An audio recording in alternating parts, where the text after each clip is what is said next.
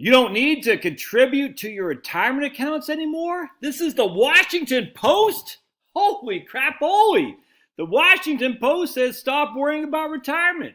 I can't believe it. So let's take a gander, shall we? Yes, we shall. This is from Jane Bryant Quinn. Look, it says Washington Post. Democracy dies in darkness, whatever the hell that means. But okay. Jane Bryant Quinn. How much should you save to retire at your current standard of living? To answer that question, many of us turn to a retirement worksheet or calculator. But they both tend to overestimate what you're really going to need. And so you'll save more than you have to if you follow what they say. Interesting. Retirement calculators usually overestimate how much you'll spend when you retire. They'll take a ballpark number, say 80% of your current income, and project it plus inflation for the rest of your life. Or they might leave out Social Security. So salespeople can prove you need an enormous nest egg, perhaps over $1 million or more. Of course, they'd be happy to invest it for you. Let's keep going. But both these assumptions are unrealistic, says Jane Bryant Quinn. Let's take a look. But older retirees don't spend as much as younger retirees do. They don't have a mortgage anymore, don't travel, buy cars less often, or quit driving entirely, and buy a few new clothes. They spend more on Medicare as they age, but not enough to offset the steady drop in the rest of their lives and the rest of their living cost.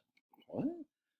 Ken Tachino and Cynthia Salzman, professors at Widener University in Pennsylvania, quantified this change based on the Department of Labor Consumer Expenditure Survey. They found that people 75 and older spent 26% less on average than people 65 to 74. You hearing that? People 75 and older spent 26% less than people 65 to 74. A good rule of thumb is to assume that by 75, you'll spend 20% less in real terms, which is adjusted for inflation, says Salzman. Some older people spend less only because their incomes have dropped, but most appear to cut back voluntarily. Nearly half of all retirees are still adding to their savings after they leave their jobs, quit their crappy jobs. Baby boomers are no different. They have relatively higher housing expenses than their parents did, but otherwise they show no greater propensity to spend, says the professors.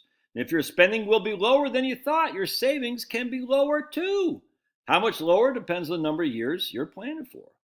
Hey, so say you retire at 65 on 80% of your working income, and assume you live another 25 years. By 75 years old, your expenses will probably drop to just 64% of your formal income before adjusting for inflation. You'll probably have enough money if you provide for retirement income equal to 70% of your working salary instead of 80%. I completely agree.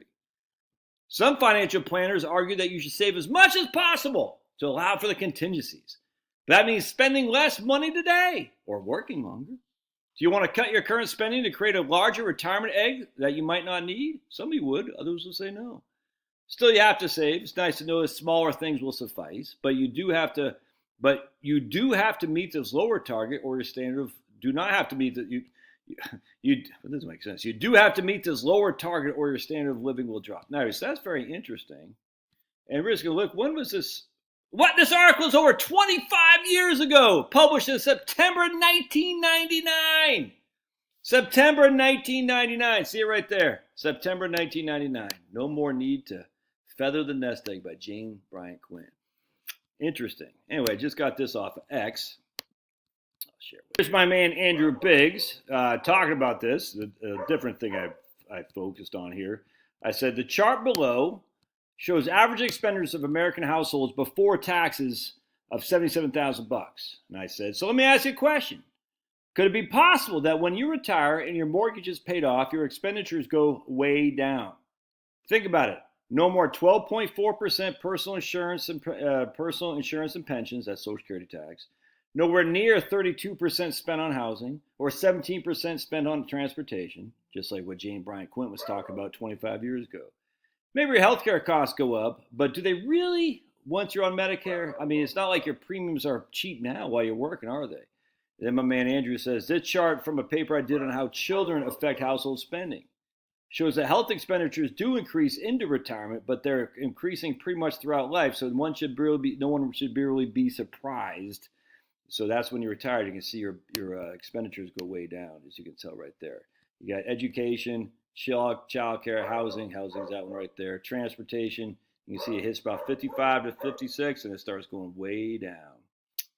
Yep, and that's plus spending in other categories. Education, housing, transportation declined by more than the healthcare costs increased. So total housing spending drops by about 14% from ages 70 to 70, 50 to 75. So from 50 to 75, of course, we're talking about 65 to 75, they drop by even more than that. Anyway, we've known this for a long time. I don't know why the financial industry still doesn't there's getting it now. There's finally people are coming to the conclusion, but maybe we don't spend as much as they told us. But is that true? Because that means they don't need as much money to live when they retire. Could that possibly be true? And if so, what does that do for all of our planning scenarios that we put in there? 4% rule and all this stuff. What if that's true? What if they don't need as much money as they said? What if they are able to free themselves from their crappy old job?